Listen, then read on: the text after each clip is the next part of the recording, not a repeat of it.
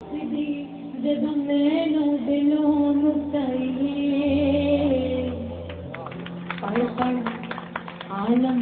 आदल होया कभी अपने आप को पढ़िया नहीं जा जा वर्मन मंदिर मुसीती कभी मन अपने विच वड़िया नहीं शैतान नल लड़े कभी नफ्स अपने नल लड़े नहीं बुल्लियां आसमानी उड़दियां फड़ने जड़ा कर बैठा उन्हों फड़े नहीं दिल पे टोपी नीयत खोती लेना की टोपी सिर तर के तस्बीह फिरी पर दिल ना फिरिया लेना की तस्बीह हाथ फड़ के चुल्ले कीते पर रब ना मिलिया लेना की चुल्लिया बिच बढ़ के बुल्लिया जाग बिना दूध नहीं जमदा भाਵੇਂ लाल होवे कड़ कड़ के बड़ी मेहरबानी थैंक यू सो मच सब खां पहिरीं मां शुक्रगुज़ार आहियां तव्हां सभिनी कई आयल मुंहिंजे दोस्तनि जो मुंहिंजे भाइरनि जो मुंहिंजे साथियुनि जो मुंहिंजे हॾ ॾोखियुनि जो हलो मुंहिंजे साथियुनि जो जेके मुंहिंजे सफ़र जा साथी आहिनि मुंहिंजे सिंध धरती जा वारिस आहिनि मुंहिंजे सिंध धरती जा मुहाफ़िज़ आहिनि मां सभिनी जो शुक्रगुज़ार आहियां जे अॼु मुंहिंजे सॾ ते अची हिते मूंखे ॿुधण ऐं ॿुधाइण जो मौक़ो पियो मुंहिंजे ताईं ॻाल्हि त इहा आहे त हेॾा वॾा दानेश्वर ऐं अदीब ऐं अचनि उन खां बाद में मूंखे मौक़ो ॾिनो वञे हे साजिद साहब हिकिड़े लाइ मुंहिंजे लाइ साज़िश शुरू थी जो मां पंहिंजो पाण खे कीअं लफ़्ज़ ॾेई सघां जो इन दानेश्वरनि खां पोइ मां ॻाल्हाए सघां ऐं किताब करे सघां मुंहिंजे लाइ इहा तमामु वॾी हैसियत जी ॻाल्हि हूंदी जेका हैसियत साजिद साहब मूंखे ॾिनी आहे मां शायदि अदब जे शोबे सां एतिरो मशहूर बि न हुजां ऐं सलाहियत बि न हुजां शायदि मुंहिंजो अदब सां परे परे जो तालुक बि न हुजे पर उनजे बावजूदि नंढपण खां अदब सां शौक़ु रहियो हिकिड़ो जज़्बो रहियो 1983 में साईं सरवर सातो साहब हिते मीरपुर में आयो जंहिं लतीफ़ संगत जो असां वटि बुनियाद विधो ऐं उते उन लतीफ़ संगत जो ई मतिलबु त मूं ते वॾी महिरबानी आहे लतीफ़ संगत जी जंहिं मूंखे ज़बान ॾिनी मूंखे तक़रीर जो फन ॾिनो ऐं मूंखे गुफ़्तगू जो फन ॾिनो मूंखे साइकोलॉजी जो उबूर ॾिनो उन मां सरवर साते साहब जेको हिन महिल वफ़ात करे वियो आहे संदसि जो शुक्रगुज़ार आहियां मुंहिंजा साईं मुंहिंजी तक़रीर थोरी डिघी आहे पर मां कोशिशि कंदुसि त उनखे तमामु घटि कयां छो त तव्हां बि वेठा आहियो ऐं तव्हां बि आका वेठा आहियो त तव्हां बि कुझु ॿुधायो मुंहिंजी दिलि जी ख़्वाहिश आहे त मां तव्हांजा दर्द सूर तव्हांजी ॻाल्हि तव्हांजो ख़्यालु तव्हांजो तसवुर ॿुधां मुंहिंजी इहा दिलि जी ख़्वाहिश आहे कुझु माण्हुनि हिते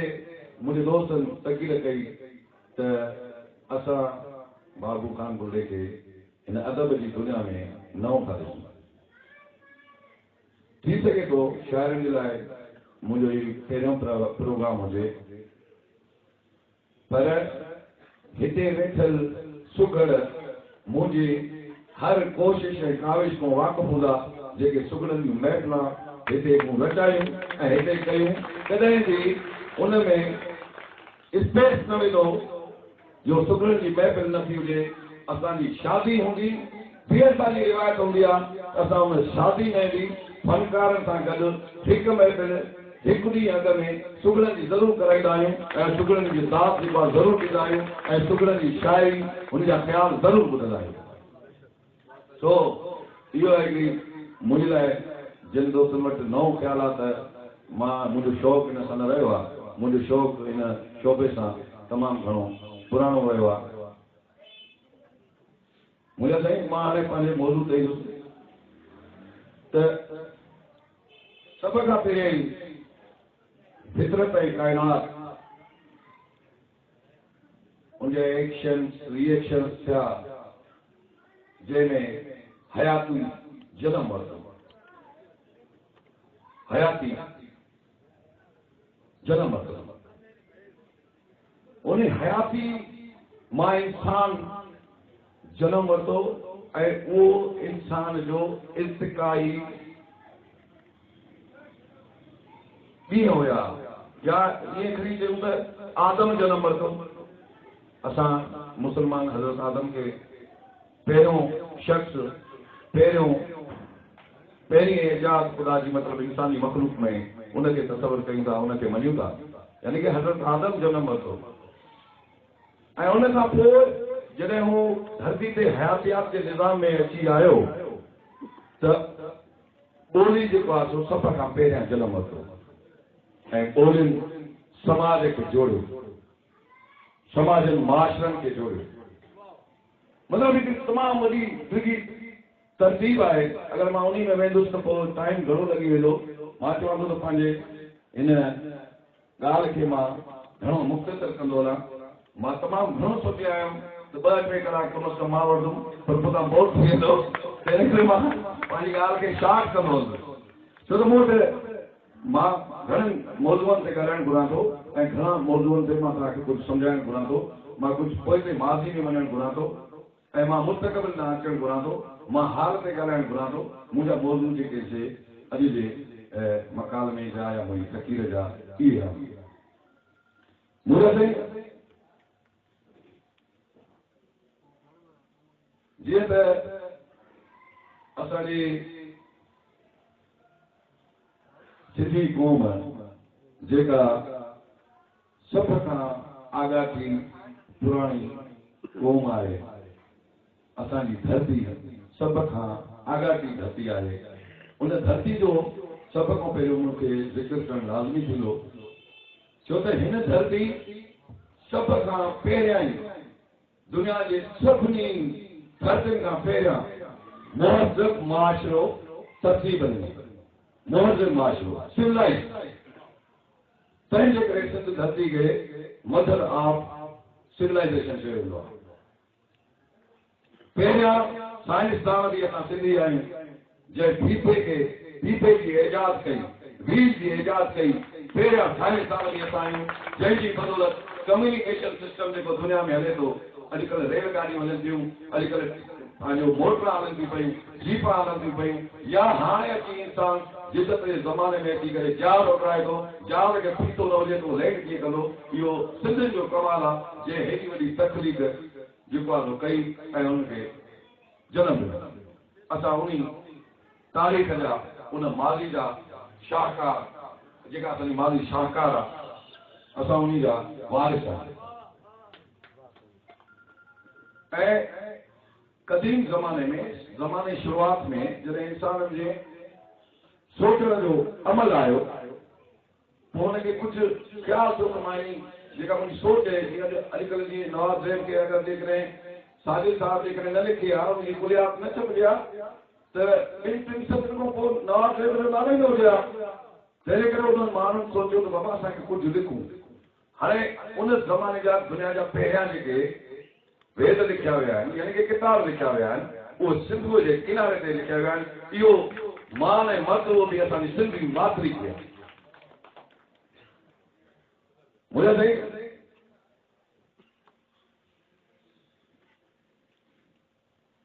दुनिया जी पहिरीं जेका आहे करंसी पहिरियों सिक्को उहो बि सिंध धरती ते एजाद थियो आहे ऐं पहिरीं मार्केट बि सिंध धरती जी आहे जे मार्केट में जन्म ॾिनो जेके दुनिया जी हाणे सॼी वर्ल्ड में जेके मार्केट आहिनि उहो बि सिंध में कुझु तारीख़दाननि सिंध सां सिंधी माण्हुनि सां सिंध जी सकाफ़त सां सिंध जी तहज़ीब सां उन्हनि खे जेको तारीख़ में जेका उन्हनि सां ज्यादती कई आहे मां खे लफ़्ज़ न आहिनि मां हिन महिल अदबी कॉन्फ्रेंस में आहियां मां उनखे सुठनि लफ़्ज़नि में शरीक कॾहिं बि न कंदुसि ऐं मां ज़रूरु उन्हनि जे लाइ लिखंदुसि जन सिंध जे हेॾी वॾी तहज़ीब खे गैर मुहज़िब करे पेश कयो आहे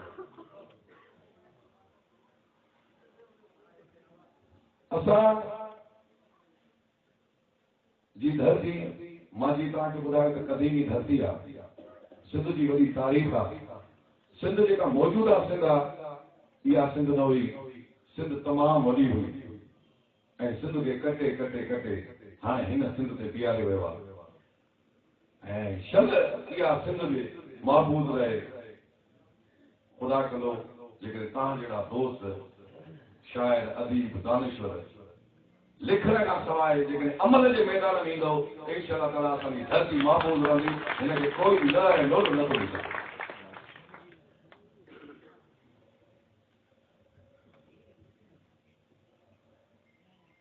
हाणे मां थोरो मतिलबु पंहिंजी कुरड़ा कम्यूनिटी जो थोरो तव्हांखे तारीख़ ॿुधाईंदुमि हुनजो पस मंज़र ॿुधाईंदुमि हुनजो थोरो जाइज़ो वठाईंदुमि जीअं तव्हां बि मुंहिंजी ज़ात खां वाक़ुफ़ थियो त मुंहिंजे साईं कुझु माण्हू या कुझु ज़ातियुनि वारा फ़ख़्रु महसूसु कंदा आहिनि त असां अरब खां आयासीं असां अफ़गान खां आयासीं असां ईरान खां आयासीं असां फलाणे हंधो आयासीं फलाणो हंधो आयासीं कुझु असांजा सिंधी इन ॻाल्हि जो फ़ख़्रु महसूसु कंदा आहिनि पर मां फ़ख़्रु महसूसु थो कयां त मां सिंध जो ॼायो आहियां मां सिंध जो वारिस आहियां मां सिंध जी पुराणी आगाटी क़ौम सां तालुक़ रखंदो मां सिंधी आहियां मां सिंध में पैदा थियल आहियां हीअ धरती मुंहिंजी जनम भूमि आहे ऐं हिते ई मूंखे दफ़न थियणो आहे मां इहो पंहिंजो फ़ख़्रु महसूसु कयां मां तव्हांखे पंहिंजी कुरड़ा कम्यूनिटी ते थोरो नज़र विझण जी कोशिशि कंदुसि मां जेतिरी विझी सघी छो त वक़्तु महदूद आहे मूं वटि मवाद तमामु घणो आहे पर मां सॼो नथो ॿुधाए सघां मुंहिंजे ताईं उन ज़माने में इस्लाम हज़रत ईसा हज़रत मूसा उन्हनि खां पहिरियों जी ॻाल्हि आहे उन वक़्तु सिंध धरती ते जेका बि उन वक़्तु रियासत हुई जेको बि उन वक़्तु मुल्क हुयो जेका बि उन वक़्तु स्टेट हुई उते राजा बादशाह जी बादशाही हुई उन बादशाह खे राजा चयो वियो असां जेका औलाद आहियूं उहा राजा नाहिर राय जी औलाद जॾहिं न यहूदियत हुई न ईसाईयत हुई न हिंदूयत हुई न मुस्लमानियत हुई उन दौर जो राजा नाहिर राय असां उन जी औलाद कंहिं तारीख़दान उनखे हिननि सिटनि में पेश कयो आहे अॻे जेको तारीख़ जो घणो जेको इल्मु रहियो जेका तारीख़ लिखी वेंदियूं उहे नसर में न पर नज़म में लिखी वेंदियूं सो हीअ तारीख़ बि कुझु नज़म में आहे मां उहो नज़म तव्हांखे ज़रूरु पेश कंदुसि उहो ॿुधाईंदुसि जंहिंमें इहो ज़ाहिर ऐं चिटो साबित थींदो असां सिंध धरती जा आया आहियूं ऐं सिंधी आहियूं शहर अर्ज़ा करे शौक़ शिकार जो चढ़ियो नाहे राय करे शौक़ शिकार जो चढ़ियो नाहे राय जंहिं आंधी हिकु सूखड़ी थोरा ई ठहिया थर खां शादी करे आयो या कुझु बि उन वक़्तु जेको सिस्टम हुयो निकाह हुयो या जेको कुझु थर खां वठी आयो यानी कि असां इहो बि ज़ात थिए थो त असां उत्तर सिंध जा आहियूं थर वेंदा आहियूं उत्तर सिंध जा जंहिं आंधी हिकु सूखड़ी थोरियाणी ठहिया जंहिं मां हुनखे छह पुटड़ा थिया भंगर भट भयो ॿूक ॿोयो उल्लो थिया या उल्लो जेको हुयो राजा नायर जो 6 नंबर पुट हुयो यानी आख़िरी पुट हुयो भंगर असांजो भाउ आहे पहिरियों नंबर वॾो भाउ भट भयो ॿूक ॿोयो उल्लो ऐं तरतीब आहे इहा मां तारीख़ जी हवालो ॾिनो जेका नज़र में कंहिं तारीख़ सां लिखी आहे उन कहंदा हुआ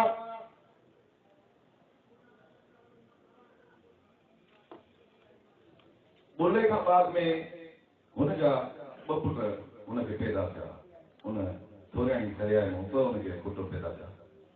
उनजो हिकिड़ो नालो सटियो ऐं ॿिए जो नालो जोखियो जेके अॼु बि असां वटि पाण जी सूरत में मौजूदु आहे सटियो ऐं जोखियो हिन महिल असां वटि तक़रीबन 5-8 पाड़ा थी विया आहिनि पर 2 उहे पुट जेके पहिरियां जेके बुले जा 2 पुट हुया सटियो ऐं जोखियो पोइ उन मां जेका क्रिएशन थींदी रही वार थींदी रही हयातुनि जनम वठंदो रहियो ऐं असां हिन महिल दुनिया जे अंदरि अंदाज़े मुताबिक़ कुझु असांजी सर्वे बि आहे ऐं कुझु अंदाज़ो बि आहे त 15 खां 20 लख जे तादाद में मौजूदु आहियूं पाकिस्तान में हिंदुस्तान में जैसलमेर सूबे में त हिकिड़ो पहाड़ आहे जंहिंजो नालो बुर्ला पहाड़ आहे जैसलमेर में जेके बुर्ला रहंदा उहे मुस्लमान न आहिनि उहे हिंदू आहिनि अॼु बि उन्हनि जो धर्म हिंदू धर्म आहे उते रहिया आहिनि उते अॼु बि मौजूदु आहिनि अहिड़े नमूने श्रीलंका में ॻोल्हा जेके क्रिश्चियन उन सां मुंहिंजो फेसबुक ते बि मतिलबु टास्क थींदी रहंदी आहे इंटरनेट जो ज़मानो आहे गॾिजी वई आहे सॼी दुनिया ओमान में एतवार विया आहिनि ओमान उर्दुन सऊदी अरब इमारात जा मुख़्तलिफ़ जेके शहर उहे हितो न आहिनि उहे हिते मोटी ईंदा आहिनि वेंदा आहिनि अहिड़े नमूने मतिलबु हे मां उते सेटल्ड जेके माण्हू ॿुधाया सेटल्ड आहिनि जेके उते रहनि था पिया उहे आहिनि हाणे इन में असांजा तक़रीबन 5-8 पाड़नि मां पाण जा सॼा नाला लिखी आया आहिनि हाणे पेश न कंदुमि छो त तक़रीर डिघी थी वेंदी बाक़ी असांजो जेको सदर मक़ाम रहियो उहो मीरपुर बुर्लो रहियो हिते स्टेट जेका आहे बुर्ले जी उहा मीरपुर बुर्लो रही असां उन स्टेट में मुख़्तलिफ़ लक़ब बि ॾींदासीं पंहिंजे सिपह सालारनि खे जेके असांजा वरी सेकेंड कमांडर हुया पोइ जेके असां बलूचिस्तान में रहियासीं उनखे अरबाबनि जो ख़िताब ॾिनोसीं जेके असां पंजाब जे मुख़्तलिफ़ रियासतुनि में रहियासीं बहावलपुर रियासत में जेके असां रहियासीं उनखे रईस जाम जो ख़िताब ॾिनोसीं ऐं कुझु खे जेको आहे असां मियां जो ख़िताब ॾिनोसीं ऐं कुझु हुननि में वरी दरवेशी सिफ़त जा माण्हू बि पैदा थी पिया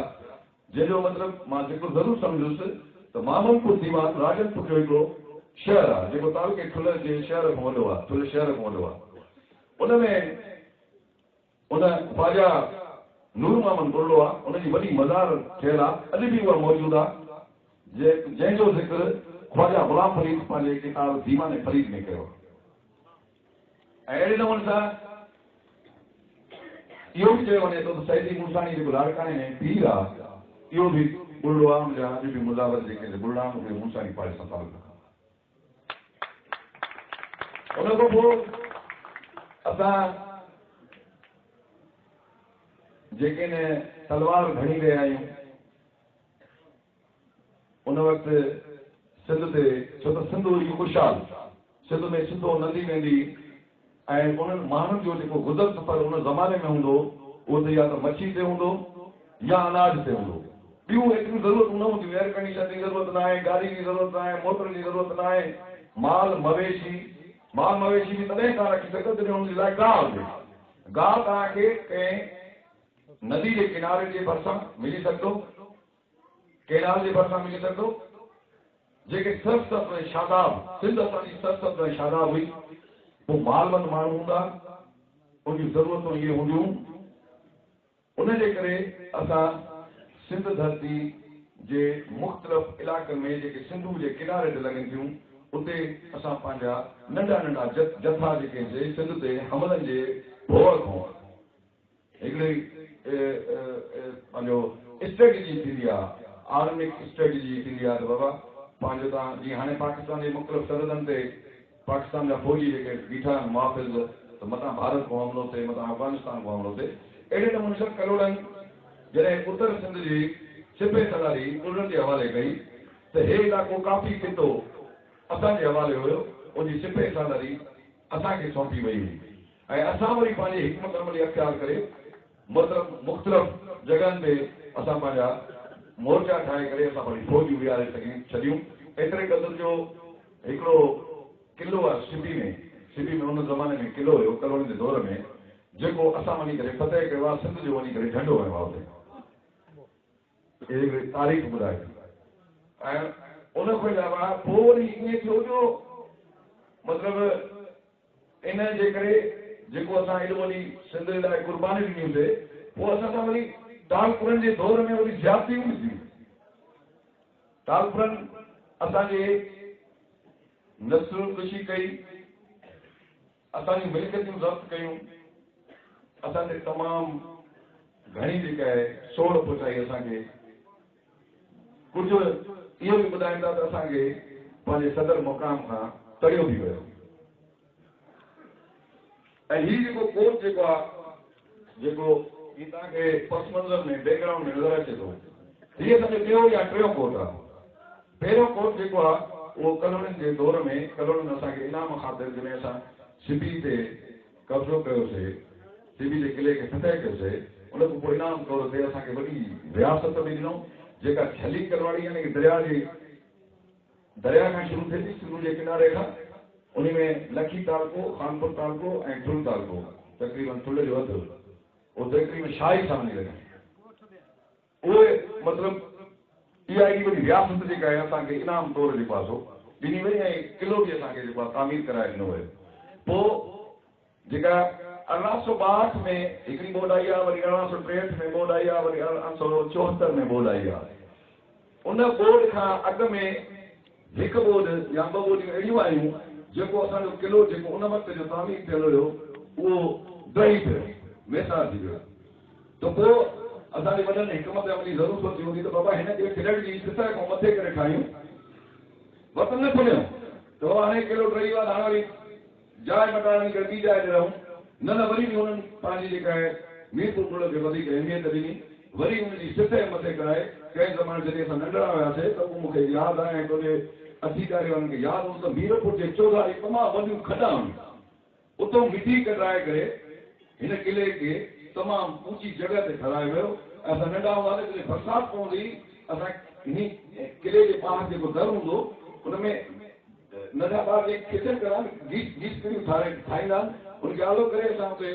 मतिलबु रांदि कंदा हुआसीं। एॾो वॾो किलो हुयो जो मतिलबु हुते चढ़णु जेको आहे मसइलो थी पवंदो हो। माना एॾी वॾी ऊची सतह ते, फ्लैट जी सतह ते, सतह खां ऊचे हुन ते मकान ते ठाहियो वियो। जेका 2010 वारी फ्लैट आई उन असांखे बिल्कुलु इहो वाज़े करे ॾेखारियो त असांजी जेके जायूं हुयूं, किलो त रही हो पर जेके असांजी जायूं हुयूं उहे किले जे अंदरि हुयूं, किलो पारो न रहियो। पर पाणी जेको आहे 2010 वारी फ्लैट जो असांजे ॿिए शहर जे ॿियनि हंधनि ते वियो, पर इन किले में असांजे घरनि में अंदरि दाख़िल न थी सघे। हे हिकिड़ी मां तव्हांखे पंहिंजे हिस्ट्री ॿुधायां। उन खां पोइ असांजी मीरपुर जेका आहे उन ज़माने खां वठी इल्म, अदब, फन, सकाफ़त जो बेहाल रहियो।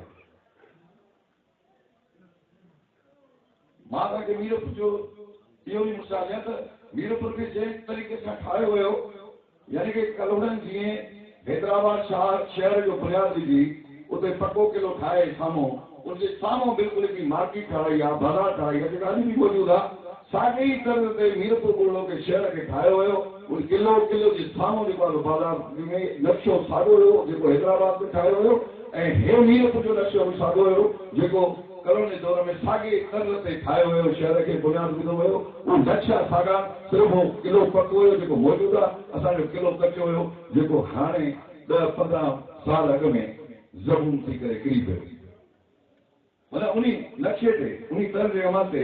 असांजो हे किलो ऐं असांजो शहर जेको आहे सो आबाद कयो।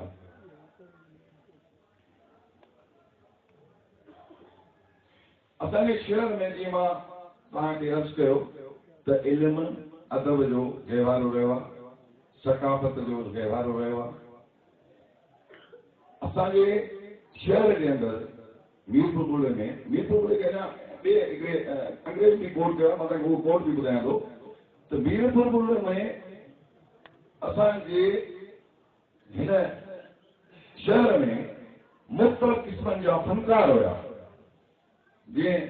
मतिलबु चयो वेंदो आहे अल कासिम हबीब आहे तो पोरियत अल्लाह जो दोस्त आहे हाणे उहो पोरियत जेको फनकार हुजे जंहिंजे हथ में फन हुजे जेको कारीगर हुजे उन ज़माने में इंजीनियर डॉक्टर या जेके इहे सलाहियत रखंदा हुआ उहे माण्हू हुया जेके उन ज़माने में असां सां गॾु हुया असांजे हिन में मौजूदु हुया छो त स्टेट जेकॾहिं ठाहिबी आहे उन लाइ तव्हां अस्पताल बि ठाहींदो तालीम जो बंदोबस्तु बि कंदो ट्रांसपोर्ट जो बंदोबस्तु बि कंदो कम्युनिकेशन जो बंदोबस्तु बि कंदो रेल जो बंदोबस्तु बि कंदो मतिलबु सभु बुनियादी जेके मसइला आहिनि उनजा बंदोबस्तु तव्हांखे स्टेट में करणा पवंदा उन वक़्तु एॾो जदीद सिस्टम न हुयो इन जे करे जन फन जी ज़रूरत हुई जन फन जी ज़रूरत जेके फन जी ज़रूरत हुई उहे आला क़िस्म जा कारीगर हिते मीरपुर शहर में आबाद कया हुया हाणे उहे कहिड़ा कारीगर उहे असां वटि कोरी हुया अॼु बि मौजूदु आहे जेके कपिड़ो ठाहींदा कपिड़े जा माहिर हुया कपिड़े जा कारीगर हुया हितां कपिड़ो ठहंदो हुयो ऐं मुख़्तलिफ़ इलाइक़नि ॾे हितां कपिड़ो माण्हू जेके वठी वेंदा ॿी जॻह ते तव्हां सॼे उन वक़्त जे खानगढ़ में या खानगढ़ वक़्त में जेको फ्रंटियर नालो हुयुसि उन वक़्तु खानगढ़ हुयो उन खां बाद में फ्रंटियर सॉरी त उन वक़्त जे खानगढ़ में मतिलबु किथे बि अहिड़े क़िस्म जा इहे वॾा मौजूदु न हुया जिते कपिड़ो ठहे उनजी प्रोडक्शन थिए ऐं उहो मार्केट में सेल थिए हिते असां वटि कपिड़ो ठहंदो ऐं मुख़्तलिफ़ हिन ख़िते जे माण्हू शिकारपुर ज़िलो या मौजूदा कंदरकोट कशमीर ज़िलो या जेकाबाद ज़िलो इवन जेको आहे सो बलोचिस्तान जा माण्हू हितो कपिड़ो ख़रीद कंदा हितो जो असांजो कोरी जेको आहे एॾो शानदार कपिड़ो ठाहींदो उहो माहिर हुयो कपिड़े जो ऐं ॿियो असां वटि ॿी ज़ात आहे हजम जेके लश्कर जी ज़रूरत हुई लश्कर जे नगर तयारु करणु शादियुनि गमियुनि में मानी तयारु करणु आम माण्हू जो कमु न आहे आम तव्हां पहाड़ी वारो वठी अचो जेक न पचाए सघो माना उहो फन बि असां वटि मौजूदु हुयो ऐं सुनत सीरप ठाहिणु ॾाढ़ी ठाहिणु वार कटणु हिकिड़े माण्हू जा हेॾा वार थी वञनि अगरि कटिंग कराए त काॾे वञे उहो मीरपुर शहर अहिड़ो शहर हूंदो त ॿाहिरि जा माण्हू हिते वार बि ठाराइण ईंदा ऐं हितो जो फोसियुनि खे घुराए करे पंहिंजी शादियुनि में कांडनि में घुराए करे मोती ते पोती ते देगियूं पचाईंदा एॾे वॾे क़िस्म जा कारीगर हुया ऐं उन खां अलावा ढकणनि तोर बि कंदा छो त तोर जेका आहे उहो बि हजम कंदा हुया उहे बि जेके शइ साईं वाधारो कयो ऐं ढकण जेके उहे आला क़िस्म जा कारीगर हुया जेके असांजी रोज़ इस्तेमाल जी शयूं मसलन खट थी घणा जी थी या लसी जे लाइ असांजे माटी में जेको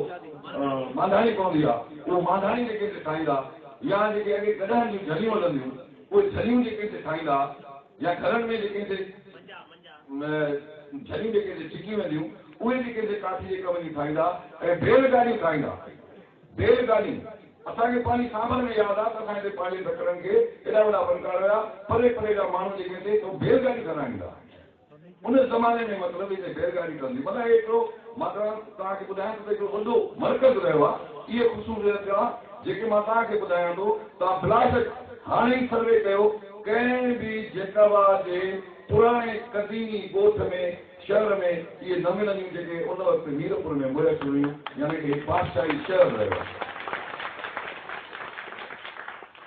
उन खां पोइ हिते लोहार हुया अॼु बि मौजूदु लोहा उहे ज़रूरी सामान ठाहींदा जेके उन वक़्तु दाननि जे हरनि में इस्तेमालु थींदा उहे सामान ठाहींदा औज़ार ठाहींदा तवा ठाहींदा छेतियूं ठाहींदा कपकीर ठाहींदा छुरियूं ठाहींदा कातियूं ठाहींदा भाला ठाहींदा तलवारूं ठाहींदा नेज़ा ठाहींदा मतिलबु उहे वॾा फनकार जेके हिते मौजूदु हुया जेके इहो कमु जेको आहे कंदा उहे फनकार बि मीरपुर में मौजूदु हुया मीरपुर खे एॾो वॾो शान आहे मां मीरपुर जी इन करे तव्हांखे थोरी गहराई में वञा थो ऐं हिते मंगलवार जी मंगलवार जो ज़िक्र बहितर में बि आयो हितां जा मंगलवार तमामु वॾा सुविधा हुया परे परे जा तमामु वॾा सरदार नवाब पंहिंजी शादियुनि में हिंदू ऐं वीरपुर जे बगड़ वारनि खे वठी वेंदा जेके आला क़िस्म जा सार जेके ॿुधाईंदा शरनाई पूपली ऐं पंहिंजो तोल तमामु वॾनि जानी के मौसीक़ी जा वॾा जेके कारीगर अॼु बि उहे मौजूदु आहे अॼु बि उनजो ख़ानदान जेको आहे असांजे शहर में मौजूदु आहे ॿिया मतिलबु हिकिड़ी ज़रूरत हुई जेके उन वक़्तु शयूं हुयूं उन वक़्तु अॼु जेका ज़रूरत आहे माण्हू कंप्यूटर बि वठे थो कंप्यूटर ज़रूरत थी वई आहे नेट बि हलाए थो मोबाइल बि रखे थो उहा बि ज़रूरत थी वई आहे उन वक़्तु इहे ज़रूरत न हुयूं जेके ज़रूरत उन वक़्तु हुयूं उन वक़्तु असांजे शहर में कासाई वेठा जेके कोर्स त कंदा पर चमड़े जो कारोबार बि कंदा उहो चमड़ो बि हिते सुकंदो हुयो वरी असांजे ॻोठ जे अंदरि मारवाड़ी वेठा हुया जेके उहो चमड़ो ख़रीद करे जूता ठाहींदा ॿारहड़ी जे माण्हुनि खे अलॻि क़िस्म जो हिकिड़ो एंटीक टाइप जो जूतो हूंदो असां ॾिठो पंहिंजे दौर में उहो हथ जो ठहियल हूंदो हथ जा जूता जेके असांजा मारवाड़ी जेके ठाहींदा उनखे रंग कंदा उनमें गुलकारी कंदा उनखे सुई सां उन में चिटसाली कंदा मुख़्तलिफ़ रंगनि सां ॾाढो अहिड़ो सुहिणो जूतो थी पवंदो जो अॼुकल्ह उहा फैक्ट्री जेको आहे सो नथी ठाही सघे उन वक़्तु जा मारवाड़ी असांजा जेके उहे हिते जा जूता ठाहींदा जेके माण्हू जेके ख़रीद कंदा ऐं ॿियो असां वटि हिते ओल्ड कम्यूनिटी जेका अॼु बि मौजूदु आहे अॻे सिर या पंहिंजो सीमेंट कंक्रीट बजरो इहो सिस्टम न हुयो अॻे माण्हू जेके जायूं ठाहींदा उहे कची भितुनि सां उनखे ठाहे करे पोइ मथां खजनि जा फड़ा या थूड़ियूं पंजर रखी करे उहे जेके हिते ठाहींदा पोइ उन में पहिरियों ज़रूरत दीवार जी पवंदी हाणे दीवार खे ठाहे उन लाइ बि फन जो माहिर हुजे ओड हूंदा जेके हिते दीवानी ठहंदा हे कोट बि जेको आहे असांजे हितो जे ओडनि ठाहियो आहे उनजी महारत ऐं कारीगरी जो सदृशमो आहे सबूत आहे जेके वीरपुर जे ओडनि हेॾो वॾो जेको आहे कोट ठाहियो आहे जेको तव्हां ॾिसो उहो तव्हांजे साम्हूं आहे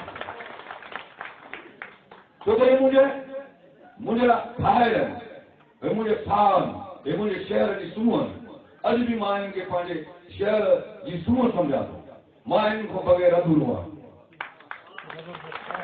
इहे मुंहिंजा साह जा साथी आहिनि ऐं उन हिते उन ज़माने में गायना कावा जो सिस्टम हुयो औरतुनि जो यम घर हुयो हिते दाया मौजूदु जेके उन ज़माने में यम कराईंदा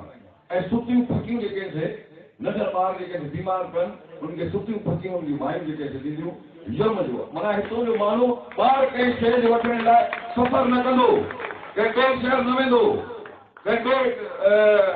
दरिया पार करे कंहिं ॿिए शहर मां का शइ ख़रीद करणु न वेंदो हिते ज़रूरत जूं उन वक़्त जी ज़रूरत जूं समूरियूं ऐं मुकमिल जामिया शयूं जामिया कारीगर हिते मौजूदु हुया हितां जो माण्हू कंहिं बि कारीगरी जो फन जो मोहताज जे पास न रहियो हिन दौर में आहिनि हिन महिल बि मौजूदु आहिनि ऐं हिते दुआ सॻे जे लाइ असां वटि सैयद बिरादरी मौजूदु हुई उहा अॼु ताईं बि आहे ऐं हिते हिंदू जेके सेठ हुया जेके कारोबार कंदा जेके हट हलाईंदा दुकान हलाईंदा पंसार जो कमु कंदा लूणु मिर्च सौदो उन वक़्तु रखंदा हुया उहो कारोबार जेके असांजा हिंदू हलाईंदा हुया ऐं मूंखे यादि आहे मां ॾीआ ॿ टे त न ॾिठा बाज़ार में पर ॾींहनि वारा जेके ॾिण थींदा आहिनि जेके भितुनि में पकियुनि में हूंदा आहिनि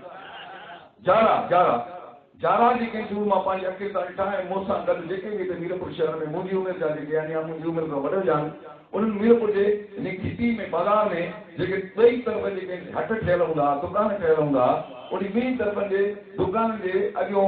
इहे जारा ठहियल हूंदा राति जो बाक़ाइदा रोशनी कई वेंदी सॼी बाज़ार में ॾीआ ॿरंदा सॼी बाज़ार रोशन हूंदी ऐं उन वक़्त जे ज़माने में उन में तेल सां ॾीओ जेको ॿारियो वेंदो उहो तेल जा ॾीआ असांजी बाज़ार में ॿरंदा असांजी बाज़ार राति जो शानदार ऐं ॾेख ॾींदी कंहिं वॾे मंज़र जो जेको अॼुकल्ह दुबई या पंहिंजो स्विट्ज़रलैंड जो शहर हुजे या पंहिंजो फ्रांस पेरिस हुजे उन वक़्त जा शहर जीअं वॾल हुया उन वक़्त जो ॾेख ॾींदी हेतिरो जो परे परे जा माण्हू असांजे शहर जो राति जो दीदार करण ईंदा हिते ओताकूं हूंदियूं हर कम्यूनिटी जेका मां तव्हांखे कम्यूनिटी ॿुधायमि उन्हनि कम्यूनिटी जी पंहिंजूं पंहिंजूं ओताकूं हुयूं परे परे जा माण्हू हिते ईंदा उनका साफ़ सामान ठाराइण लाइ एॾी वॾी महिमान नवाज़ी हुई जो उन्हनि खे हिते सामान बि ठाहे ॾिनो वेंदो, राति जेकॾहिं पइजी वञे राति उनखे टिकाई वेंदी, मानी बि ॾिनी वेंदी ऐं घोड़नि जे लाइ अनाज बि ॾिनो वेंदो जंहिं ते उहे सफ़र करे ईंदा ऐं ॾांडनि जे लाइ लाड़ बि मुहैया कयो वेंदो। उनजो बंदोबस्तु हितां जा माण्हू जेके कंदा मुताबिक़ मुसाफ़िर अची राति उनखे वेल पइजी वञे त तंहिंजे करे उनजो सामान जेको आहे मौजूदु हुयो, उनखे पंहिंजो खाधो ख़राबु मिलंदो, पर उन वक़्तु जो जेको कम्युनिकेशन सिस्टम हुयो या त रांदगारी या खच्चर या घोड़ो, उन जो यानी कि खाधो ऐं खुराक बि जेको आहे ॾिनो वेंदो हुयो। इहो मीरपुर जी वॾी तारीख़ आहे, सखावत सां बि भरियल आहे। इन में न सिर्फ़ु बुरा पर मां चवां थो सुबुह जाती सभु जातियूं पंहिंजी पंहिंजी औताक रखंदियूं, सभु जेके ॿारनि जा माण्हू हेतिरो उहो शयूं ख़रीद करणु ईंदा, अगरि उनखे राति पइजी वञे शइ न ठही सघे त राति टिकी पवंदा, वरी महिमान नवाज़ी। अंग्रेज पंहिंजे हिकिड़े किताब में गज़ेट में लिखे थो, मां अंग्रेजी में थोरो तव्हांखे पढ़ी ॿुधायां, Mirpur once the second largest town in the frontier district of Upper Sindh, माना अपर सिंध डिस्ट्रिक्ट जेको सम्झो त अॻियो जेकाबाद हुयो जंहिंमें कशोर ज़िलो बि अचे, गढ़िया थी वञी कुझु आज़ादी हुयूं, झटपटियूं आज़ादी हुयूं, माना उन जो ॿियो नंबर वॾो टाउन थो लिखे, विलेज नथो लिखे, ॿियो नंबर वॾो टाउन आहे, यानी कि जेकाबाद खां पोइ ॿियो नंबर मीरपुर आहे, इहो लिखे, यानी कि कंदोकोट बि न आहे, कश्मीर बि न आहे, करीपुर बि न आहे, फुल बि न आहे, मीरपुर ज़िलो जेको आहे जेकाबाद खां ॿियो नंबर वॾो शहर आहे। उन वक़्तु अंग्रेज and situate in the Talca Full, 20 miles from Jekabad, with which it has direct communication by the road, and also with Mubarakpur, Shikarpur, Thul, Udi, Shergarh. It has a police thana, in a police thana, police thana, and is at present the headquarters of Tapedar. तपेदार जो headquarter हुयो वो वाकई हुयो जंहिंमें मज़ार खान असांजो जाड़ेपुर हो तपेदार हुयो, हुन में रहियो, उहा ज़मीन उनखे मिली, हाणे ज़ुल्फ़कार तपेदार वारा हुते पंहिंजो घर ठाही वेठा आहिनि। हिते असां नंढे ॾिठे ते तपेदारी मौजूदु हुई, तपेदारी नाले सां मशहूरु हुई। Formerly there was a district bungalow हुया, माना हिते डिस्ट्रिक्ट जो बंगलो हुयो, मंज़िलगाह जेके चयो वेंदो उहो डिस्ट्रिक्ट जो बंगलो हुयो। असांखे वॾा बि ॿुधाईंदासीं डिस्ट्रिक्ट जो बंगलो, डिस्ट्रिक्ट जा ऑफिसर जंहिंमें एसपी डीसी रैंक जा ऑफिसर हिते मंज़िल तय करे, छो त घोड़नि जो सफ़र हूंदो, तमामु वॾो टाइम लॻी वेंदो, हिते मंज़िलगाह में तसंदा, हिते राति जो मतिलबु रही करे वरी ॿी मंज़िल ते अॻिते वधंदा, हिन डिस्ट्रिक्ट जो बंगलो ठहियलु हुयो।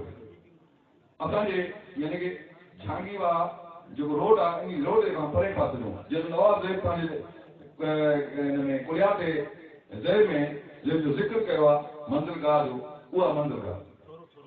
थोरो थोरो यादि अथमि इहो नज़र मां हाणे लिखे थो अॻिते, बट दिस टुगेदर विथ मुख्याकार कचहरी, माना मुख्याकार जी हिते कचहरी लॻी, कचहरी माना पंजाब में अॼु बि कोर्ट खे चवंदा,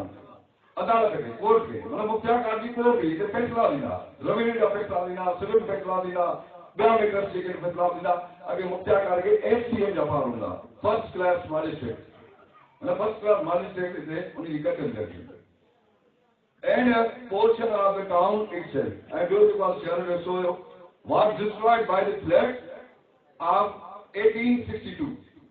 Only 1862 में हुआ मुख्याकारी भी गिरी पई फ्लड में, ऐं मंदिरगाह भी गिरी पई, वो डिस्ट्रिक्ट बंगलो भी गिरी पियो, थानो भी गिरी पियो, पर हिते कोर्ट जो ज़िक्र नथो करे त कोर्ट किरियो 1862 में, कोर्ट असांजो क़ाइमु हुयो, छो त असां पाण ॾिठो त क़ाइमु हुयो न किरियो। Its population once numbering 2000 souls, 2000 माण्हू जेके हिते रहंदा, 2000 माण्हू, is now owing to the destructive nature of flood of 1874 reduced to 750। माना 2000 माण्हू जॾहिं फ्लड आई, कुझु माण्हू लॾे विया, 750 माण्हू वो भी बची पिया, कुछ माण्हू मरी विया हुआ फ्लड में, मुमकिन आहे थी सघे थो। आप हम 575 आर हिंदूस, 575 उन्हीं में हिंदू हुआ, nature of flood of 1874 Hindus chiefly Lohanos, and but 175 Musliman of Burra tribe. 175 Burra रहंदा हुया जेके मुस्लमान हुया जंहिं अंग्रेज़नि असांखे मुस्लमान जी हैसियत ॾिठो 175 त मूंखे यादि आहे त असांखे थोरो वॾनि जो थोरो इहो हूंदो हुन ज़माने में सिस्टम त हिते जेके असांजा पाड़ा हुआ न जीअं सदाणी पाड़ो आहे उनजो पंहिंजो हिकिड़ो इलाइक़ो हुयो बकड़ाई पाड़ो आहे उनजो पंहिंजो इलाइक़ो हुयो सदाणी पाड़ो आहे मंगराणी पाड़ो आहे उनजा इलाइक़ा हुया पंहिंजे इलाइक़नि में गॾु वेठल हुया मीरपुर शहर में सवाइ असांजे कोट जे बुलनि खां मुसानि खां ॿियो को बुलो हिते मौजूदु न हुयो इहे सुखियूं ज़ातियूं हुयूं हिंदू हुया पर ॿियो को बुलो हिते मौजूदु न हुयो It has no particular trait except that हिते मां हिन जुमिले सां मुताबिक़ न आहियां हिते तो हिन जो पर्टिकुलर जेको ख़ासि जेको आहे माना जेको हुयो उहो अनाज जो कमु कंदा भाई तुंहिंजा लोहार काढे विया हे तुंहिंजा ट्रखण काढे विया उनखे तूं शामिल न कयो आहे उहे कारीगर काढे विया जेके एॾी वॾी तिजारत कंदा एॾो वॾो साज़ सामान ठाहींदा कुंभर काढे विया हिते कुंभर बि मौजूदु हुया कुंभर हिते पंहिंजो ज़िला ढकड़ियूं चालियूं माटा ऐं पंहिंजा वॾा घुंघड़ा उहे ठाहींदा अॼु बि उहे कुंभर जेके मौजूदु आहिनि असांजे शहर में वेठा आहिनि मां पंहिंजे शहर जी अहमियत थो ॿुधायां which is some what large there is a small vernacular school here हिते उन ज़माने में हिकु स्कूल हुयो उन ज़माने में हिकु स्कूल हुयो supported by the ज़मींदार of the place जेको जंहिंखे हितां जो ज़मींदार सपोर्ट कंदो मदद कंदो स्कूल हलाईंदो हिते स्कूल उहो मीरपुर में मौजूदु हुयो नेम मूसा खान जे नाले उहो ज़मींदार हुयो जेको स्कूल हलाईंदो जेको असांजो पाड़ो जेको आहे मूसा खे ॾिठो जेको असांजो वॾो हुयो Musa Khan who is the head of Burra tribe जेको बुर्रा ट्राइब जो बुर्रा कबीले जो उन वक़्त जो सरबराह हुयो सरदार हाणे इहो अंग्रेज़ हिकिड़ो लिखियो आहे जंहिंजो मां तव्हांखे अंग्रेजी में भी पढ़ी ॿुधाए ऐं पंहिंजो सिंधी में भी तर्जुमो करी ॿुधाए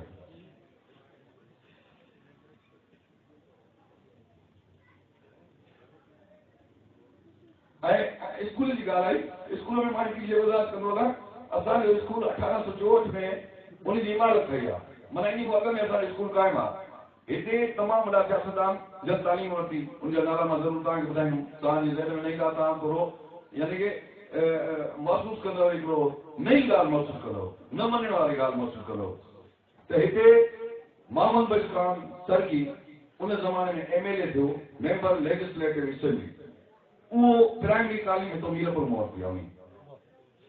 हाजी वाहिद बख्श सरकी डॉक्टर सोराब जो वालिद साहब उहो बि MP रहियो उन प्राइमरी तालीम हिते मीरपुर में वरिती आहे जनरल रजिस्टर अॼु बि मौजूदु आहे उनजा नाला उनजी डेट ऑफ बर्थ अॼु बि मौजूदु आहे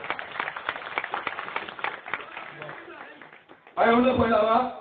सरदार नूर मोहम्मद खान बिजाराणी जेको मीर अफ़ज़ाल खान बिजाराणी जो वालिद साहब आहे उन बि तालीम हितां मीरपुर में वरिती आहे इन में साफ़ ॻाल्हि आहे त कंदोकोट में एॾो वॾो स्कूल न हुयो जेतिरो वॾो स्कूल मीरपुर में हुयो मीरपुर में एॾो वॾो मदरसो हुयो इल्मगाह हुई तालीम हुई जो उतो करमपुर खां उहो टांगे ते हलंदो ऐं अची करे हितां तालीम वठो ऐं असांखे वॾा ॿुधाईंदा आहिनि त हिते उन ज़माने में हॉस्टल ठहियल ॿारनि जा शागिर्द हिते रहंदा ऐं असांजा वॾा उन्हनि खे मंझंदि जी ऐं राति जी मानी शागिर्दनि खे ॾींदा जीअं उहो इल्मु हासिल कनि मीरपुर जे हवाले सां जेकॾहिं मां हितां जे अदीबनि शाइरनि सुगड़नि जी जेकॾहिं मां नालो ज़िक्र न कयां त मां हुन सां ज़्यादती कंदुसि हिते सरदार गंजबख्श बुर्रो अवल सरदार गंजबख्श दोन उस्ताद कादिर बख्श बशीर उस्ताद नवाब अली ज़ैद सुमरो उस्ताद सवायो मोची उस्ताद बहार बुर्रो उस्ताद खान बख्श साकी दायो हाजी शादाब सुमरो साबिर मोची ऐं उन खां अलावा यूसुफ सुमरो सादिक सुमरो भिगल खान बुर्रो खाटल बुर्रो नड़बेत जो माहिर खाटल बुर्रो नड़बेत जो माहिर रहीदार खान बुर्रो अली बख्श खान रखण सैफल खान भट्टी हितों जा शाइर दानिशवर सुगर पुराण दौर मां सम्झां इहो काफ़ी थी वियो तो बाक़ी ये तव्हांखे अञा सारी साल की ॻाल्हि न ॿुधाई त छड़ो ॿुधायो त हेॾी आहे मां वधीक इज़ाफ़ो कयां थो मानी बि आहे ठीकु आहे तो अकेली मां थोरो ॿिए टॉपिक ते थिए मां तव्हांखे पंहिंजी बुढ़ा कम्यूनिटी या मीरपुर शहर जी तारीख़ ॿुधाई या उनजी पस मंज़र जो जाइज़ो वरितोसीं त असां वटि मज़हब ऐं साइंस हालांकि मज़हब जेको आहे उहो साइंस जी बुनियादनि ते रखियो वियो आहे जेके मज़हबनि जा पैगम्बर रहिया आहिनि जिन मज़हबनि खे ईजाद कयो जिन मज़हबनि मज़हब ॾिना उन्हनि सॼो पंहिंजो बहस जेको आहे साइंस ते रखियो हाणे मां ईअं चवंदुमि त इस्लाम दीन फितरत आहे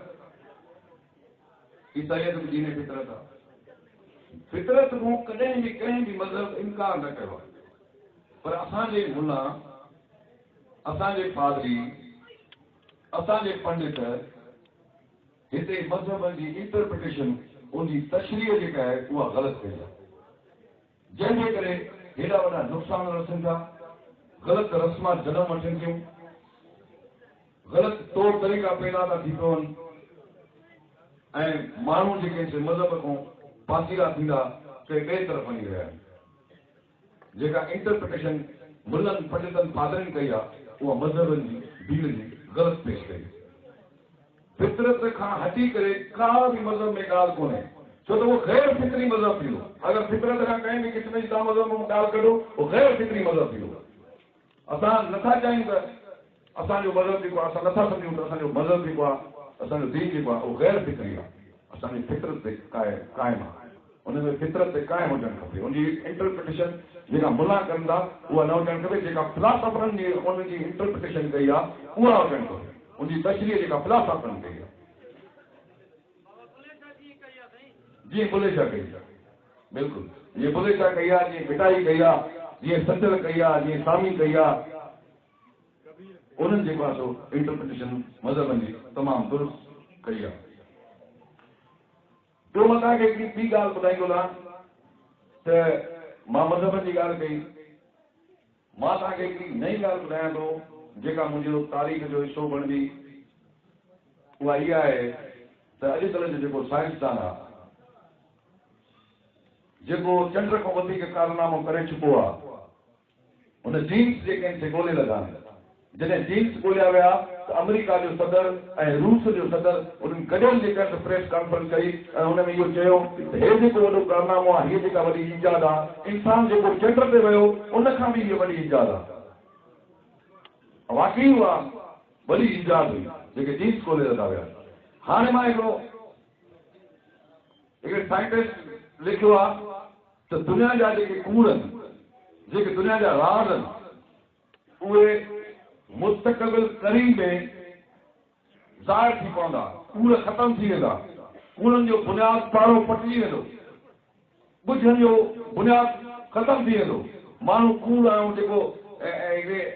हथ जा जेके ठाहियूं जेके माण्हुनि खे बेवकूफ़ बणाई वठनि था उनजो वजूद जेको आहे ख़तम थी वेंदो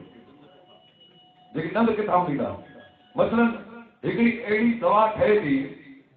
जेका इंसान खे पैदाश खां अॻु में या पैदाश खां पोइ जेकॾहिं उहा लॻाई वेंदी त इंसान मरंदो न यानी कि मौत लाइ फिक्रो जेका साईं 60 साल जी ज़िंदगी या 20,000 साल 30,000 साल पुरानी थी वई 30 साल असां 30,000 साल असां जीअरा रही सघूं इहो साइंसदान चवंदा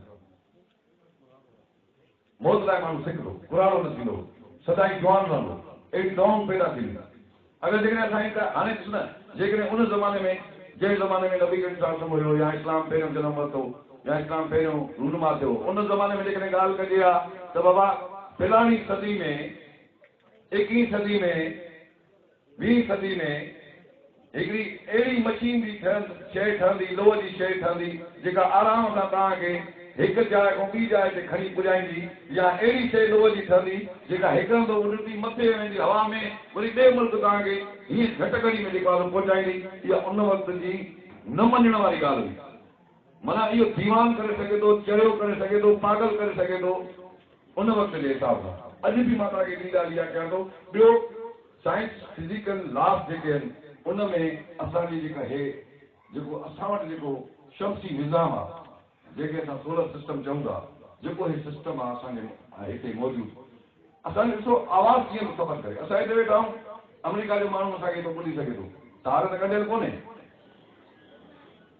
इहे वेव्स आहिनि जंहिंमें असांजो आवाज़ सफ़र करे उते वञी पहुचे थो इहे वेव्स कॾहिं बि एनर्जी फिजिक्स चए थी energy and matter will not be destroyed energy मादो ऐं ताक़त एनर्जी कुवत कॾहिं ख़तमु न थींदी तवानाई ख़तमु न थींदी उहे क़ाइमु आहिनि हाणे जेके असां ॻाल्हायो आहे जेको मां ॻाल्हायां थो इहो हिन हवा में अची वियो अहिड़ी ईजाद ईंदी जो अगरि उहा ईजाद जेकॾहिं असां पंहिंजी अखियुनि सां ॾिसी सघियासीं त असांखे पोयां ॾिसंदा अहिड़ी ईजाद ईंदी जॾहिं मूंखे कोई फोकस करे सैटेलाइट ते ॾिसण जी कोशिशि कंदो त मुंहिंजी ज़िंदगी जो सॼो कारकेतो उहो ॾिसी सघंदो मां ज़िंदगी में छा कयूं मां ॻाल्हायां छा थो अंदर में ठाहियां ॿाहिरि ठाहियां इज़त गैरत जा पैमाना मटिजी वेंदा तव्हां पंहिंजी ॾिसो न हाणे हिकिड़ी अहिड़ी बि आहे माना हिकिड़ो कंप्यूटर तव्हां ॾिसो हिकिड़े टीवी ते ड्रामो हलंदो आहे हिकिड़ो शो हलंदो आहे उन ते कंहिंखो पुछा कंदा बाबा तूं कूड़ ॻाल्हाईंदे त असांखे कंप्यूटर ॿुधाईंदो त तूं कूड़ थो ॻाल्हाए जे तूं सच ॻाल्हाईंदे त बि कंप्यूटर असांखे ॿुधाईंदो तूं सच थो ॻाल्हाए उनखां जॾहिं इंटरव्यू वठंदा कुझु ॻाल्हियूं अहिड़ियूं हुनखे ज़ाती पुछा कंदा आहिनि जॾहिं कूड़ ॻाल्हाईंदो आहे त कंप्यूटर उते बदल वॼाईंदो आहे चवंदो आहे कूड़ थो ॻाल्हाए ऐं पाण मञींदो आहे त मां वाकई कूड़ ॻाल्हाए हाणे मतिलबु अहिड़ी मशीन तयारु थींदी अहिड़ी साइंस जेका तरक़ी करण वारी आहे जो असां जेको कुझु ॻाल्हाईंदा उहो असांजा 5000 साल बि असांजो पोयों नसुल ॾिसी सघंदो या अहिड़ी मशीन तयारु थींदी जेको पुराणो दौरु रहियो जेके असांजा असाबी हिते रहिया उनजो किरदारु उनजो कमु उनजो कार असांजे नबी जो किरदारु कमु कार उनजूं चवणियूं या जेके मसलन मुतज़ाद हदीस आहिनि तव्हां फिराणे ईअं चयो शीअनि पंहिंजे हक़ में लिखियूं सुनिन पंहिंजे हक़ में लिखियूं ब्रेलनि पंहिंजे हक़ में लिखियूं देवबंदनि पंहिंजे हक़ में लिखियूं कोई कहिड़ी हदीस खे मञे थो कोई कहिड़ी खे नथो मञे यानी कि उहो नबी कहिड़ी सां कोट कई वञनि थियूं त नबी कहिड़ी सां ईअं चयो पर इहे शयूं सॼे इहे थी वञूं वरी नबी कहिड़ी सां सम्झो इंशा ताला मुस्तक़बिल अज़ीज़ में माण्हू हिकिड़ो जेको बि दुनिया जो वर्ल्ड जो माण्हू आहे हज़रत ईसा जो आवाज़ पाण ॿुधी सघंदो हज़रत मूसा जो आवाज़ पाण ॿुधी सघंदो नबी कहिड़ी सां जो आवाज़ पाण ॿुधी सघंदो पोइ इहे कुझु कोह कूड़ इहे ख़तमु थी वेंदा ऐं इंशा ताला मुंहिंजो जेको अंदाज़ो आहे त इहे कूड़ ख़तमु थींदो ऐं दुनिया में इंसानियत जो मज़हब जनम वठो दुनिया जी धरती जे गोले ते हर रहंदड़ माण्हू इंसानियत जो पुजारी हूंदो ऐं उहा इंसानियत जी क़ाइमु रहंदी इन खां वधीक जेकॾहिं मां वेंदुमि त थी सघे थो पर चढ़ी वञे मुंहिंजो अदब सां बि काफ़ी पुराणो लॻा रहियो आहे मां ईअं ॿुधायो त पंहिंजो अॾे उत्तरादी साहिबु बि हुन में लतीफ़ संगत में गॾु सफ़र शुरू कयोसीं मां अॾे उत्तरादी खे सुञाणा ऐं मूंखे बालकपणे जे हुन में चहिरे में ॾिठे अॼु मूंखे अछियुनि मुछियुनि सां ऐं अछी ॾाढ़ी सां ॾिसे थो मूंखे न सुञाणे सघियो त मां उनखे सुञातो त साईं मां सभु खां वधीक मां पंहिंजी तारीफ़ नथो करणु चाहियां पर तव्हांखे ॿुधाइणु घुरां थो त मां सभ खां पहिरियों जेको मतालो कयो उहो मां हदीस जे किताबनि ते कयो पहिरियों मां सिंधी जा किताब कुझु लेखकनि जा पढ़िया जंहिंमें अमर अली सिराज मेमन ऐं इल्ताफ़ शेख जा सफ़रनामा पढ़िया उन खां पोइ मां हदीस जा किताब पढ़िया सही बुखारी पढ़ियो सही मुस्लिम पढ़ियो तिरमिज़ी पढ़ियो सुनन दाऊद पढ़ियो सुनन निसाई पढ़ियो नाजुल बलागा पढ़ियो सीरतुल नबी अल्लामा शिबली नोमानी जी उहे किताब पढ़िया तारीख़ इस्लाम पढ़ी तारीख़ मुसलमान पढ़ी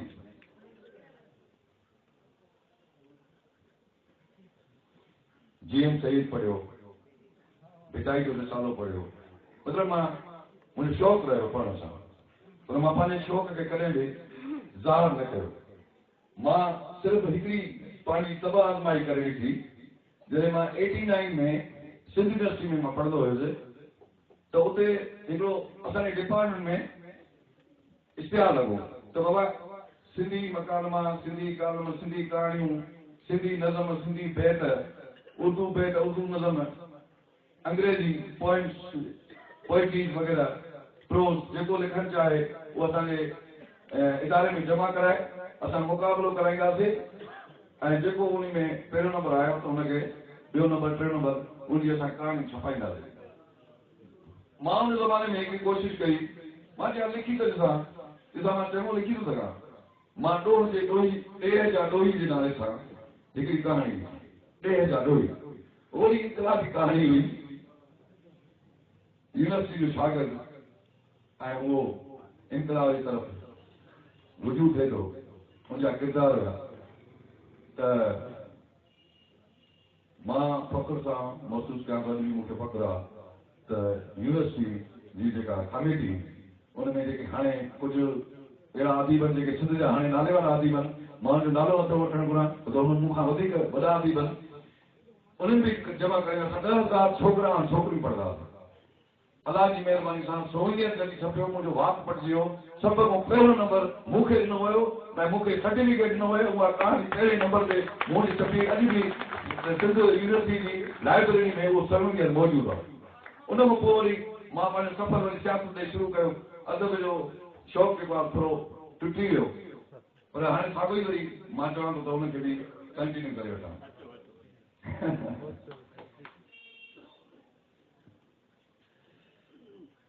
हाणे इहे खोड़ ॻाल्हियूं थी वयूं पर हाणे मां पंहिंजे कुझु ॿ टे सुठा नवाब ज़ैद साहब लाइ चवंदुसि त नवाब ज़ैद साहब बेसिकली मुंहिंजो उस्ताद मां हुन वटि प्राइमरी तालीम पढ़ी पहिरें दर्जे खां 5 दर्जे ताईं मां नवाब ज़ैद साहब वटि पढ़ियो ऐं 6 दर्जे में जॾहिं मां हाई स्कूल में वियुसि त नवाब साहब वटि मां ट्यूशन पढ़ंदो हुउमि अंग्रेजी साईं मूंखे अंग्रेजी सेखारियो। मां उनजी शख़्सियत में ॾाढो मुतासिर मुंहिंजी तमामु घटि माण्हुनि सां लॻी पर मां उहो वाहिद माण्हू जंहिंसां मूंसां तमामु घणी लॻी नवाब साहब सां मुंहिंजी तमामु घणी गहरी कचहरियूं थी हिते ॿियनि ॿोलियुनि जो ज़िक्र थियो मां नवाब साहब जे खां पंहिंजी ज़ुबान सां ॿुधो आहे ऐं माण्हू किताबु ॾिठो आहे मूंखे ॿोली सम्झ में अचे पई मां साईं कहिड़ी ॿोली जो किताबु आहे छा था पढ़ो चई फ्रेंच आहे। मां तव्हांजे इल्म में इज़ाफ़ो करणु चाहियां थो नवाब साहब फ्रेंच जो बीमार हुयो फ्रेंच ॿोली में किताब पढ़े जेका मूंखे मां नंढो हुयुमि मूंखे सम्झ में न अचे पई। पोइ नवाब साहब मूंखे जेका अंग्रेजी सेखारींदो पोइ मां जॾहिं उस्ताद पंहिंजो जेको टीचर हूंदो उहो जेका मूंखे अंग्रेजी सेखारींदो मां चवंदुसि हीअं न थींदो हीअं थींदो पोइ उनजे करे मार मिली पोइ मूंखे नवाब साहब चए थो मुंहिंजी अंग्रेजी तूं उन उस्ताद सां भेटाईंदो न कर उनखे मिसाल न ॾींदो कर मुंहिंजी अंग्रेजी सां कंपेरिज़न न कंदो कर हो बि अंग्रेजी ॻाल्हाईंदा आहिनि जेका ग्रामर में किताब में ॾिसी करे पढ़ंदा नवाब साहब जेको आहे उनखे अमेरिकन इंग्लिश बि ईंदी ऐं इंग्लैंड वारी ब्रिटिश इंग्लिश बि ईंदी ॿिन्हिनि ते उहो मां हिनजो चशमदीद गवाह ऐं नवाब साहब जो जेको किताब साजिद साहब छपरायो साजिद साहब जी तारीफ़ कंदे मां रही नथो सघां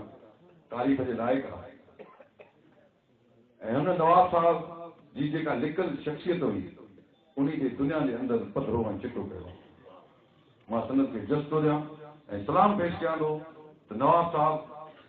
न मीरपुर जो सरमायो पर नवाब ज़ैद साहब सिंध जो सरमायो हुयो जेको हिकिड़ी लिकल शख़्सियत जंहिंजो फ़लसफ़ो लिकियलु हुयो जंहिंजो तसवुर जंहिंजो ख़्यालु लिकियलु हुयो उनखे ज़ाहिर करे छपाए किताबी सूरत में आणे मंज़र आम ते आणे करे नवाब साहब जी शख़्सियत ते ऐं असांजी मीरपुर ते ख़ासि करे वॾो अहसान कयो आहे छो नवाब ज़ैद साहब असांजे मीरपुर जो तमामु वॾो असासो आहे। नवाब साहब जो हिकु शेर पढ़णु ज़रूरी सम्झुमि जेको मुक़दमो लिखियो आहे पंहिंजो टुमरे साहब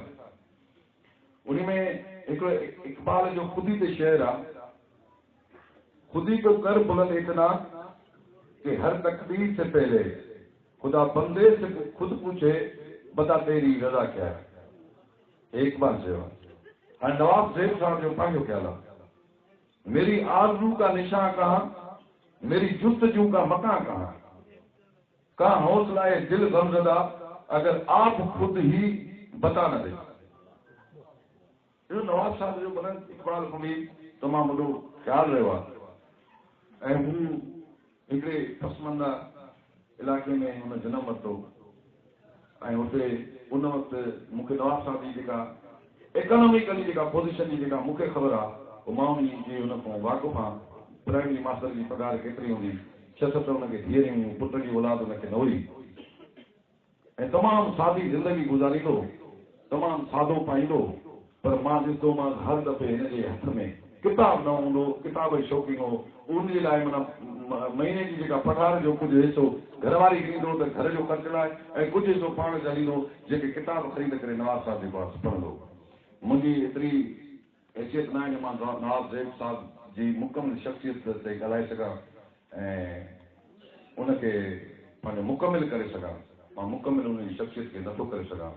नवाब साहब मुंहिंजो उस्ताद रहियो सरदार गंजबख्श बोर्डे जो उस्ताद रहियो असां ॿई क्लासमेट हुयासीं गॾु पढ़ंदा हुआसीं गॾु स्कूल वेंदा हुआसीं नवाब साहब असां ॿिन्ही जो उस्ताद रहियो ऐं आख़िर ताईं नवाब साहब सां मुंहिंजी मोहबत प्यार रहियो लॻाव रहियो मुंहिंजूं कचहरियूं आहियूं स्कूल जे ॿाहिरां हिकिड़ो संदुल या बेंच पई हूंदी उते नवाब साहब वेंदो उते नवाब साहब सां वेही करे मां कचहरी कंदो ऐं लूण बि खाईंदो रहंदो नवाब साहब तिरी में लूण झले उहो खाईंदो रहंदो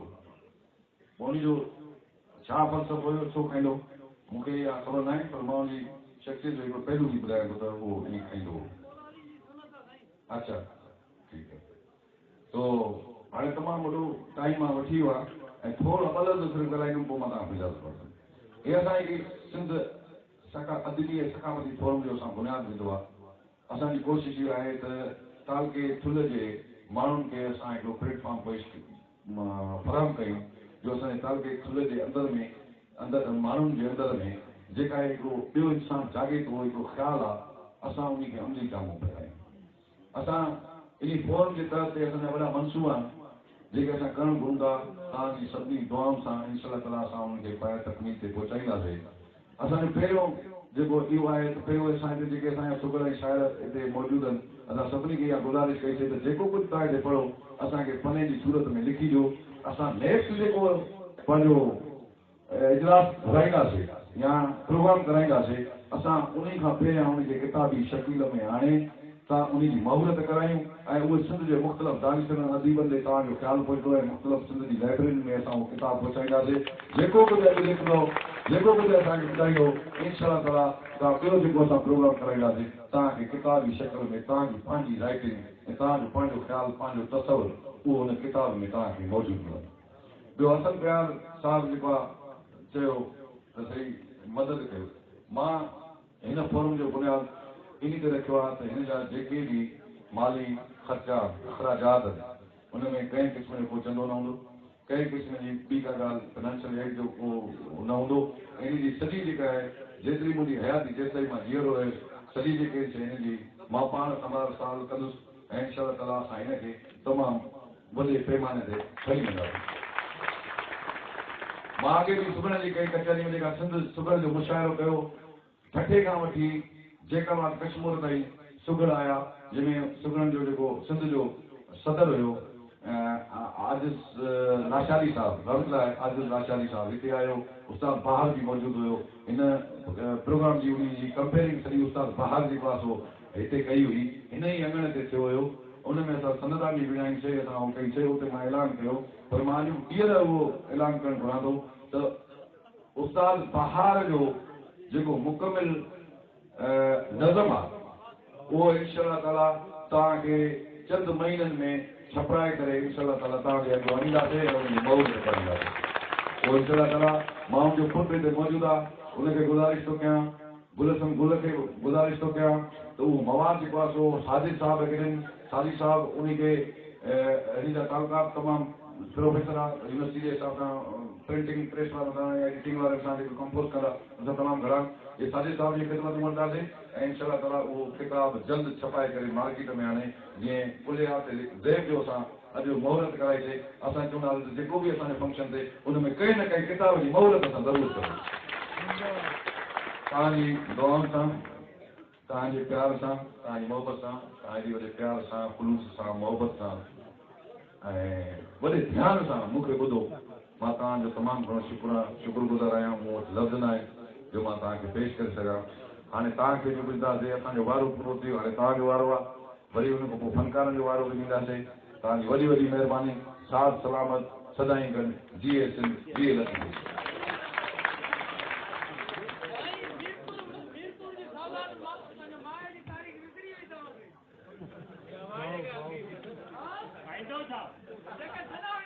कहिड़ी